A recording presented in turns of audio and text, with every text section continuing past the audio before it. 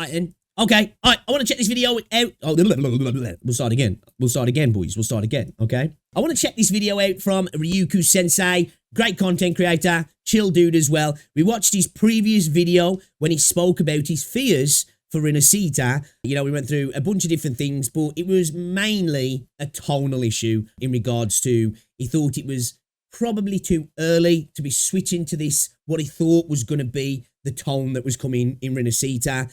And I'm curious to see if he still believes that, or, you know, is enjoying the content and enjoying, I guess, the story and the tonal shift, shall we say? Because I don't think he was ever really worried about the content. It was more about the vibe, shall we say. But guys, if you haven't checked out Ryuku Sensei, you should definitely check him out. Great content creator. Let's see what he's got to say then, shall we? Because I'm very interested about this video. Okay, so about 2 weeks ago, I made a video talking about how I wasn't particularly excited about the 2.0 Rinascita update. I gave my 3 reasons. I felt it was too early for a tonal change-up, I felt that there wasn't sufficient payoff in the story for the Huanglong region, and PPTSD. Post-Penacony Traumatic Stress Disorder. Yeah, I forgot about that. I forgot about that as well. In the story that was presented to us in the promotional material for this 2.0 Rinascita update. I was mainly worried that we're going to get bogged down in all the political stuff for the majority of the patch. And I made that video as a way that I could just like kind of get those feelings. Which I don't feel like we did we? You know? There was definitely that sort of... Well, I guess it was... Well, I suppose it was political because, you know...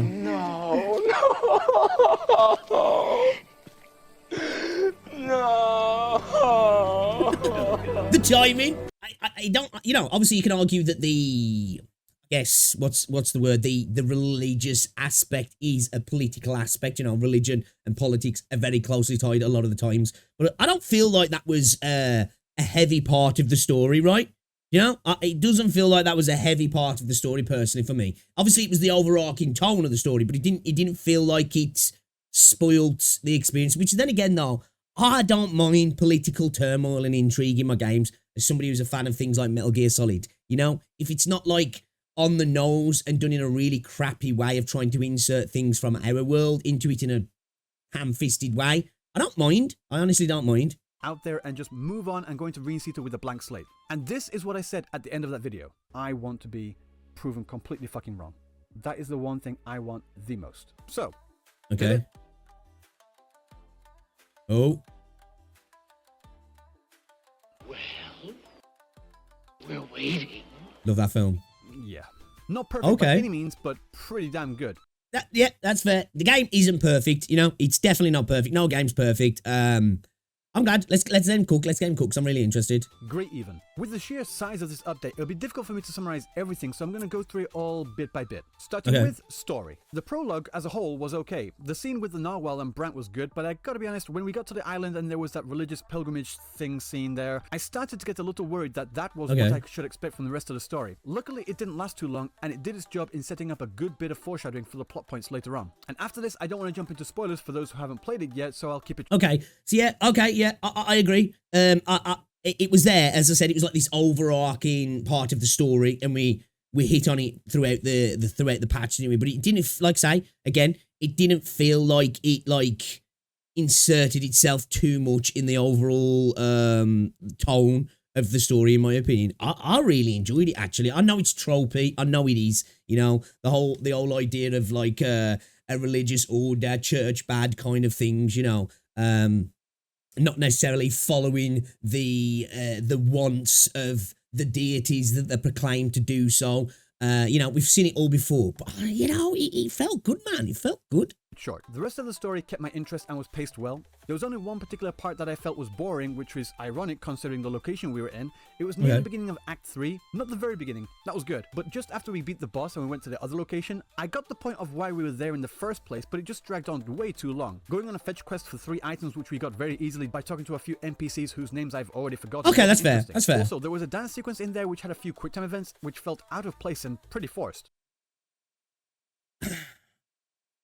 Probably did feel forced. I don't know if necessarily out of place personally, but my biggest gripe with that was there were pointless quick time events. For me, I think if you're going to put quick time events in a game, if you fail them, you should fail them, right? And I purposely failed mine, if anybody watched my stream, and nothing happens, which I was like, oh, that's a bit of a shame. It would have been kind of cool if, you know, Carlotta had fell on her ass because you didn't, or you just tread on her toes, or, you know, just something like that. I think if you're going to add quick time events into a game, allow me to fail them. Otherwise, I'm literally just watching a cutscene that I'm just pressing buttons, really, aren't I? It's pointless when you think about it. They're not quick time events. Slight side tangent. I have 2 accounts, right? So I played one in Japanese and one in English. On my first playthrough of this dance sequence, I did my best to make sure I got every key correct. On my second playthrough, though, I purposefully missed every quick time event just to see what happened. So, what happened? Absolutely nothing. The sequence played out perfectly as if I hit every key. I don't know if... Exactly, yeah. This kind of... I wouldn't say it triggered me, but it was annoying. It's like, why are they there, you know? Why are they there? They're not doing anything for the game. If I can't fail them, I'm not really playing the game. I'm just pressing buttons in a cutscene. You know what I mean? If this is a bug and Rover is supposed to mess up or something, but if this QuickTime event really does have no effect, then just don't give us one at all and let the cutscene play out. Okay, with that out of the way, the rest of the story, as I said, was pretty good. I especially love the reveal of a character we met earlier, and it made me think back to when and where we met them, and then I go, oh yeah, that makes complete sense. Well played, Kuro. Well played. The only other thing that stood out as odd was some of Frolova's lines in the final act. Something about a wildcat and a hedgehog or something. What the hell is she talking about? It really... Yeah, I thought that was a bit odd. I even remarked on that. Like, I was like, what is she on about? Excuse me, so I looked it up to see if I'd missed anything, and what I found was actually quite interesting. Apparently, she's paraphrasing lines from Macbeth, and later on with a line from Romeo and Juliet, which was pretty cool. It was interesting to see Kuro reference the... That's kind of interesting and kind of ironic for me, because I'll repeatedly say, this is gacha. You're not here to expect Shakespearean-esque levels of writing, and then they actually, like, you know, throw in some Easter eggs to Shakespeare. It's kind of ironic. But at the time, it stood out as totally out of left field. But still, like I said, without getting into spoilers, the story was, overall, very good with just a couple of times where it stumbled. I haven't done any of the side stories yet, but that's just my opinion on the main side quest. A solid 9 out of 10 for me. So how about that? Okay, that's, you know, that might even be higher than what I gave it, you know. For me, I'd say it's probably an 8 out of 10, you know. I think it was a good setup. I think it was a good, hey, this is where you are now. This is the, like, you know, kind of laying the ground rules, so to speak, and potentially what you're going to expect. And I think he did a very good job of that, personally, for me. You know, it's made me, I was much more intrigued in this story. I enjoyed the introduction of the characters. The way the characters came in felt better personally for me as well. Again, the voice acting helped out massively because it's a massive thing. You know, if the voice acting's not great, it's hard to enjoy it. And we've seen a massive improvement there. And yeah, man, as I say, I was incredibly intrigued and I'm excited now for the rest of the story. You know, like it kind of ended on that, you know, wait for next week kind of thing. And I'm like, oh man, I can't wait. So yeah, I think I'll give it an 8 though. So annoying, man. I'm actually shocked. I didn't think Ryuko would go that high, if I'm honest. This was something I was a little concerned about as well, but maybe not as much as other people thought. Out of the 8 areas, there were 2 that stood out as places that I wasn't particularly interested in, but the majority of what was shown looked really great to me. The one area in particular that I really didn't want to spend too much time in was the Nimbus Sanctum. Fucking sunshine and rainbows? Please, I don't need any of that My Little Pony shit in my game. Oh, hello. This area is pretty Bro, I think this area is gorgeous, man. I just gotta straight up disagree. Obviously, we've all got different preferences. This is one of my favourite places in the map. I think it's fucking stunning. During the day, but it comes alive at night. The low-hanging fog atop the water, the lanterns, gorgeous, blue luminescent trees, perfect and everything touch. gave this place a fantastic haunting atmosphere, which I really like. And we're almost always there at night because that's the only time when you can see Lorelei, the Queen of the Night. Okay, so I've mentioned that Final Fantasy VIII is my favourite game of all time, right? It came out... Final Fantasy VIII. Okay, interesting. Final Fantasy VIII is a good game. For me, man. Final Fantasy IX, though. Final Fantasy IX clears 8. You know, yeah, there's some issues with the battle system in 8. But 8 is good, though. 8 is good, you know? 8 is really good, but Final Fantasy IX, man, all day long. Final Fantasy IX and Final Fantasy 12, oh yeah. Out in 1999 when I was just about 10 years old and still thought girls had cooties, until I played Final Fantasy VIII and used Shiva for the first time. Holy fuck, she was my sexual awakening and I do not care who knows it. Like, Quistis was hot and she's why I love basically any secretary looking character, but Shiva was a whole nother thing entirely. Diamond dust? More like diamonds and burst! Anyway, what I mean to say is that Lorelei is hot and I often make nightly visits. To farm echoes, of course. Moving on, like I said, I played in both EN and JP and the whole cast of characters we met in Rinascita were absolutely fantastic. Everyone brought their A into the performances. Usually, if someone asks me which language they should play in, I usually say play in JP. But this update, however, I actually felt myself wanting to hear them more in English. Not because the JP VAs were bad or anything. I've heard a lot of people saying that, and then this is coming from somebody, obviously, when it comes to like anime type content, JP usually clears. But since I've not played in JP, I can't really comment on that. But the voice acting for me, elevated, you know, absolutely elevated compared to the previous patches. I think it absolutely killed you. It's the only one I've never got around to playing. 8's good, 80s, yeah. 7, 8, and 9 with Trinity back in the day. Recently started using NVIDIA RTX filters in Woo, and I've got to say, Reguna looks stunning, but now goddamn 4K would be... Oh, dude, I just want RTX, man. Give me ray tracing. Give me ray tracing. What's going on as well? Just to God, I don't know if I said hello to you. Final Fantasy 12, what's with people on that one? I just didn't care for it. Not trying to be an ass, just curious. For me, I think, like, the setting, the universe, and just the semi-open world aspect. And I did like the battle system as well. I did like the battle system. You know, yeah, man. I was a really big fan of it, dude. Really big fan of it. I usually 100% for JP, Bringlish, we were as good. Yo, what's going on, Neil? Welcome to the stream. Not at all. But just because I really enjoyed the variety of different accents from each of the characters. English, Italian. Yeah, that's the thing as well. You're kind of losing out on that, aren't you, when you go to like JP? With the English one, it almost feels like it's, especially for this area, it almost feels like it's the the default version to play it in, isn't it? Because, you know, you're getting to appreciate the different accents from the different places, which you're just not going to get, are you? Unless there's people in Japanese, speaking Japanese, trying to sound like they're Scottish or they're Italian or they're English, you know what I mean? And when I'm thinking Scottish, I'm more referring to Lumi, which I know she's not part of this, but I'm just like referring to accents. Italian and French, among others. It was great what these different accents brought to the characters to make them even more distinct. I'd say, do you know what? When I think about it though, I think Zany sounds more Greek than anything. A bit of a Russian accent. Frolova is a Russian name after all. If anything, I think the weakest link in all the VAs was the male rover, but that's not a knock against him. He still did really great. But when everyone else is hitting a 10 out of 10 and you're only hitting a 9, it stands out. Next up, we have music. It was great. Enough said. Next up, quality of life. Okay, seriously now. The music was great. The OST for Rinascita was really well composed. I think the music was top tier. The music was top tier. There was plenty of times that I found myself feeling like, man, this takes me back to like PlayStation 2 JRPG vibes. With each area having a distinct sound and vibe that suited it well. And just like the Shakespeare references in Frolova's lines, I loved the Mozart references in Lorelei's battle theme, even if I didn't realize it was Mozart at the time. Shout out to Marco. I didn't know that either. If I was going to say anything, I would have liked a few more heavy-hitting bangers. You know, something along the lines of Narwhal, Hikari, stuff like that. But to repeat, the music was great and I enjoyed it. I just felt it was leaning a little too heavily on the orchestral side and I would have liked a little bit of that variety in there. That's all. Okay, so how about the quality? I can appreciate that though. I've said this a few times, even if it seems like it's out of place a little bit, I would like something a little bit more actiony in some of the boss fights and the combat. Again, I always think back to like PGR, because PGR's got some peak ass music that gets you like pumped up. Yo, Noisy, what's going on? Welcome to the stream. Which I think sometimes we relax a little bit, but I feel like the fear is that it would be out of place and some people might see it as that. So, you know, it's hard to say. Lots of quality of life upgrades in this patch, and I will not be able to go through all of them, so this is just a few shoutouts of the main ones that really felt particularly impactful for me. The first one, of course, goes to the new flight mechanic. We were all excited for this, and it didn't disappoint. Flying around the world felt incredible, and I gotta say something as well. Before we played, I said it makes sense that flight's not in Huanglong, and I still, to a degree, from a design point, still, for the most part, believe that. But as I said yesterday, I hadn't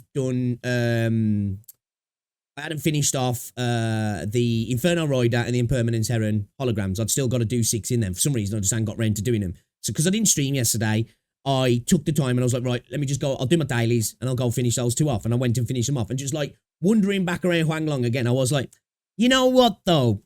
Kind of would be nice to be able to fly. I'm not going to lie. So I get it. But at the same point, I'm like, you know, it would be nice to have it there as well. Brought a new dimension to this game that I haven't felt in others in a long, long time. One unexpected thing that I realized by this new mechanic is that before the 1.x update, if I wanted to go somewhere, I would rely mainly on the teleport nodes to go from place to place. But now with these new wings, I think, it's only a short flight away, I'll just do that. And while flying to my destination, I find other overworld things to do along the way. I think at some point, though, this will be a thing of the honeymoon phase, and you will go back to TPing a lot. Personally, I think that'll be the case anyway. Another thing, being able to grapple directly to the Sonus caskets. I know that's a very small thing. Big thing for me, though.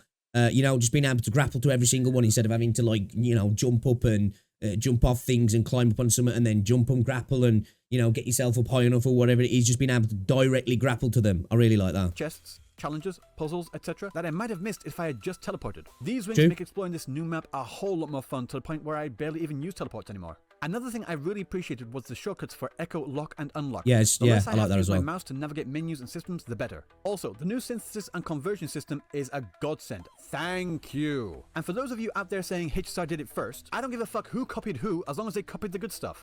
Exactly. I hate it when people say that. It's like, I do not give a fuck what my game, or the game that I'm playing, not my game, I misspoke there. Sounding a little bit parasocial there, but I genuinely, if I'm playing a game, I want it to copy everybody's homework if it's going to make the game better at the end of the day. I do. I don't care at all. You know, if that's a good thing in a game, steal it. Make it better in this game, and I'll be happy. Just try and stay away from taking the bad stuff. There were obviously a lot more QOL that I could comment on, but I'll just leave it there for now. Now we come to my disappointments. One of which was the Area Mama's Echo. This is supposed to allow you to customize your music depending on the region, but when the effective radius is shorter than I can spit, it's pretty damn useless. Yeah, you need to make this radius a lot bigger. Or if you know what? Get rid of the radius. Give us as a tool. Allow us to have basically like a little MP4 player that we can carry around, you know, and just listen to music. It just makes no sense to me, that one. I don't get it at all. Like, unless you're just going to be hanging around town all the time, which I don't think you're going to... Well, personally, I'm not going to be doing that anyway. You know, I want to be able to customize the music on the fly, personally, for me. Now, I get it when you're in stories, but they can just override that when you're doing story stuff, you know, and kick in the music that they want to give you to portray the scene. But if I'm just roaming around farming echoes or, you know, doing overworld puzzles, let me play what music I want to play, man. even better, make it a portable Echo gadget so you can choose which songs you want to listen to when and where you want to. Sometimes I get asked, why don't you just put on Spotify or something? To which I say, you do know that not everyone plays on PC, right? Can't really do that if you're out and about playing on mobile, neither can all these new PlayStation 5 players either. And even then, maybe I just want to listen to the game's soundtrack, and messing around tabbing in and out finding the right song every now and then is just plain annoying. My next disappointment is the biggest one, in that there has been nothing to address the severe scarcity of Echo experience in this game. I've said it before and I'll say it again. It doesn't matter if you do that +5 tune once method. It doesn't help at all if... I agree. This is what I said this prior. Especially, it just doesn't matter. You can min-max the fuck out of your echoes and be as efficient as possible. If you've just got trash luck, you've got trash luck, you know? What might take somebody 10 rolls might take somebody else freaking 200 rolls. Now, of course, min-maxing is going to increase the potential, the chance of you doing better and reducing the waste. But, you know, it's still a factor, man. Give us more XP, you know, in whatever way they want to do it. But I agree still. That still has to be a thing. All you get is defense and HP because RNG feels like being an absolute bitch. We need this problem fixed as soon as possible. The bane of my existence, defense. Absolutely clear. I do the +5 tune once method. I almost always have done. I just did a +25 in the previous video for the B-roll. And even with doing... What did I say? I said this before when Saint was hyper-focusing on that. I said that was probably literally just for B-roll for the video, because you're talking about it. It looks good for the edit to just click them all, have it all come down, and instead of like spending 20 seconds showing off that you're min-maxing for the video when it just doesn't improve the video in any way. You know, I think Ryuku didn't best argue that point in the discussion, and I think it was probably because they've been going on for a while. But yeah, I said this. I said he was probably just doing that for the video, and even if he wasn't, it still doesn't change away from the fact that if you do that, it's still a problem. In this annoying ass method, I still have shit echoes and 0 XP. Either have RNG and infinite experience farmability, or have no RNG and scarcity. One or the other, but not both. Again, for the love of God, please do not copy the shit stuff from Genshin. I think I'd be happy to say with the RNG if we just had less scarcity, you know, and more option to turn waste into XP. You know what I mean? I don't see the problem with that personally for me. Literally no one likes that. Okay, now with those out of the way, pleasant surprises. Okay, now I know I'm going to sound like an absolute grandpa right now, but I was really happy that the characters were designed pretty modestly. I don't need tits and ass in my face 24/7. I agree. I get enough of that at home when I fuck your mother. But seriously, I think the most...